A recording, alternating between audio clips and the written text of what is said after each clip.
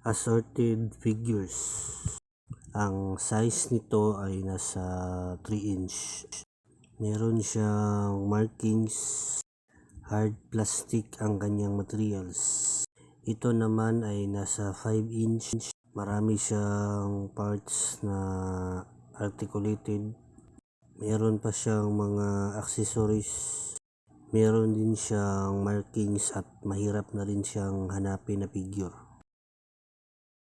Ang sunod naman ay nasa 3 inch.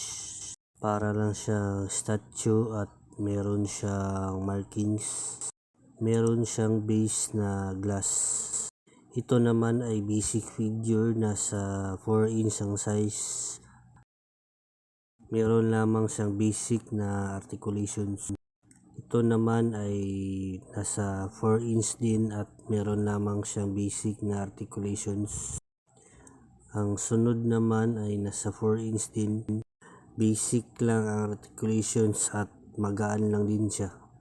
Hindi siya nagtra-transform at plastic lang ang materials niya.